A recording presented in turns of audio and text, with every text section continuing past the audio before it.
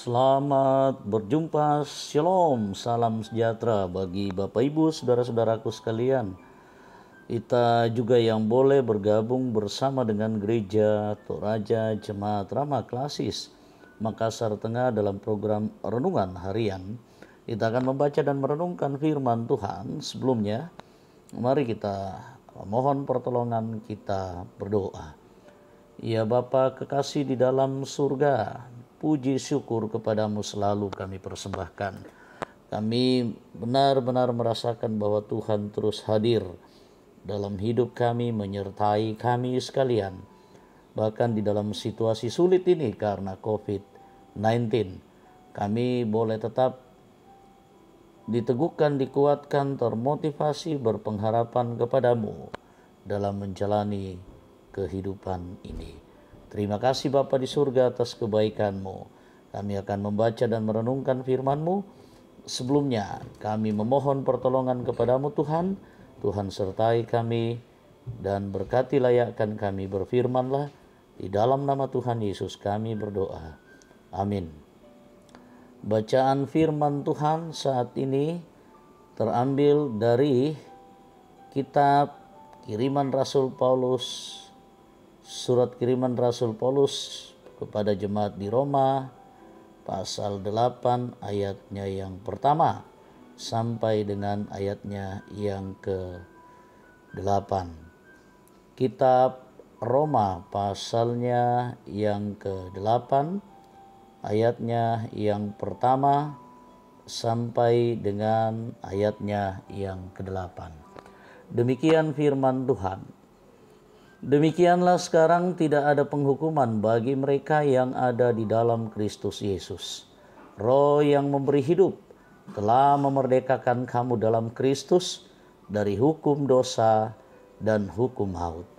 Sebab apa yang tidak mungkin dilakukan hukum Taurat karena tak berdaya oleh daging, telah dilakukan oleh Allah dengan jalan mengutus anaknya sendiri dalam daging yang serupa dengan daging yang dikuasai dosa karena dosa. Ia telah menjatuhkan hukuman atas dosa di dalam daging, supaya tuntunan hukum Taurat digenapi di dalam kita yang tidak hidup menurut daging, tetapi menurut roh. Sebab mereka yang hidup menurut daging memikirkan hal-hal dari daging, mereka yang hidup menurut roh memikirkan hal-hal yang dari roh.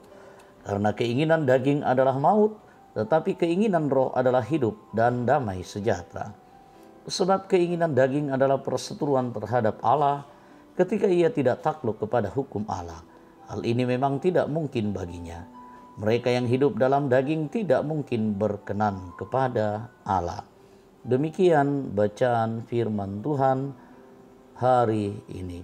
Yang berbahagia kita sekalian yang masih diberi waktu dan kesempatan untuk mendengarkan, merenungkan firman Tuhan, tetapi lebih berbahagia adalah orang-orang yang melakukan firman-Nya.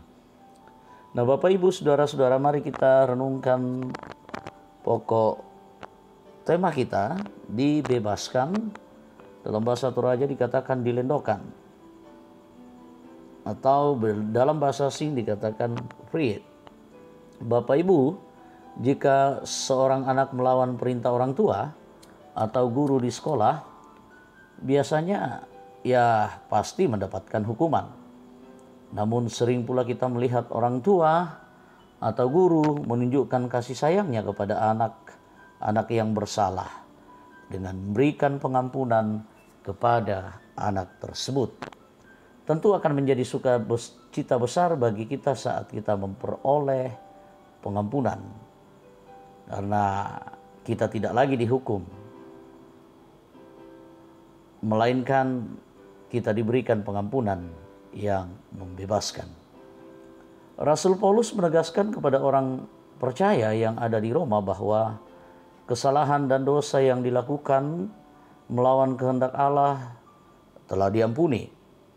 Mereka melalui roh yang memberikan hidup itu, mereka dimerdekakan dalam Kristus. Itu bisa kita lihat dalam ayatnya yang kedua.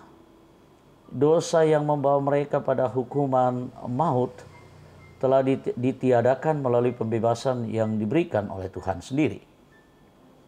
Manusia tidak bisa menyelamatkan dan membebaskan diri sendiri. Tetapi kasih Allah yang besar itu melalui tuntunan Roh Kudus telah membebaskan dan memberikan pedoman untuk hidup menurut Roh.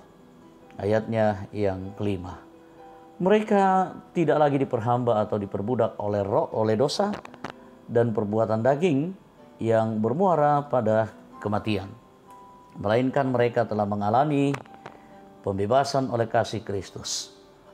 Saat masih diperbudak oleh dosa dan perbuatan daging, mereka hidup berseteru dengan Allah dan tidak mendengarkan Allah. Ayatnya yang ketujuh. Sekarang mereka dipimpin oleh Roh untuk hidup dalam damai sejahtera. Kita telah dibebaskan dari dosa dan kesalahan kita oleh kasih-Nya yang besar. Karena itu, tanggalkanlah perbuatan daging yang tidak berkenan bagi Tuhan melalui perkataan dan perbuatan kita. Bukalah hati kita untuk dituntun oleh Roh Kudus, agar hidup kita berada dalam damai sejahtera Tuhan. Roh Kudus memberkati. Amin. Demikian bacaan kita Bapak Ibu, saudara-saudara yang kekasih di dalam Tuhan.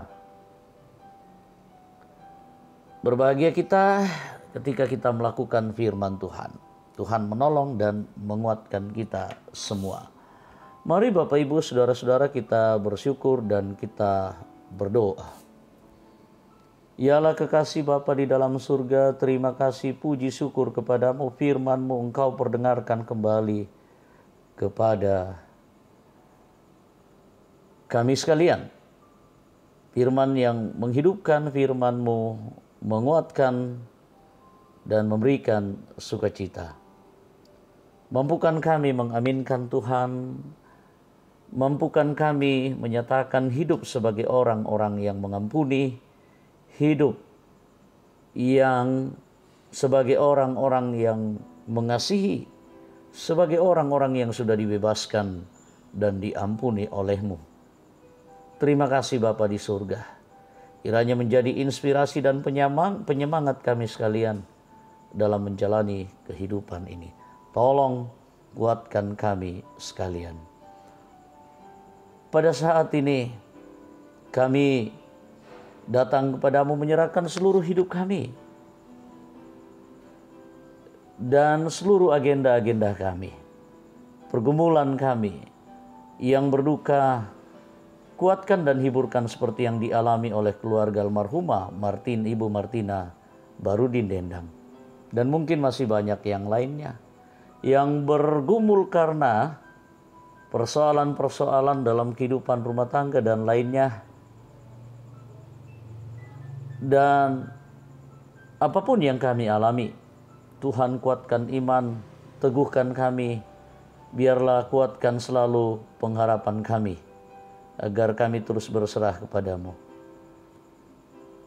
Ya Bapa di surga, kami pun menyerahkan segenap anggota jemaat-Mu yang berada di dalam kelemahan tubuh.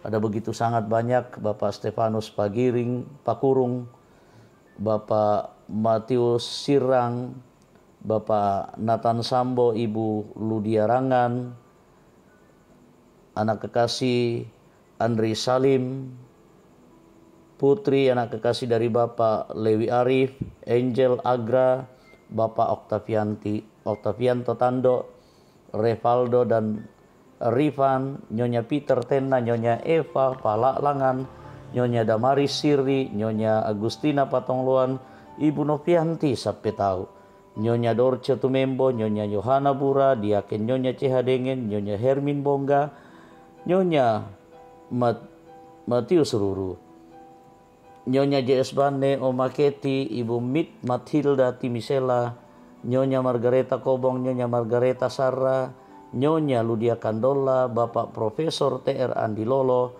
Bapak Yakobus Pagiling, Bapak Yusuf Rante, Bapak Antonius Somalinggi, Bapak Oni Eslak Burlawal, Bapak Sugeng Prihatno, Bapak F. Andi Padang, Bapak Nathaniel 1, Bapak Yesa Lulinggi, Bapak PM Nasrim, Bapak Karel Paranoan, Saudara Naftali Minna, dan mungkin masih banyak yang lain. Tuhan kasihani, kuatkan iman percaya kami, teguhkan kami sekalian, dan kiranya anugerah-Mu, kasih karunia-Mu lewat kesembuhan menjadi milik mereka. Kami serahkan hidup kami hari ini, Tuhan sertai kami, keluarga kami, anak-anak kami, pelayanan kami, pertumbuhan jemaat-Mu, perjalanan kehidupan bangsa dan negara, pemerintah bangsa dan negara kami ini. Kiranya segenap keluarga kami pun Tuhan menyertai mereka dalam situasi pandemi COVID-19. Kiranya Tuhan beserta kami, melindungi dan menjaga kami. Dan sudilah kiranya Tuhan, kiranya penyakit ini, pandemi COVID-19 hilang dari tengah-tengah dunia ini.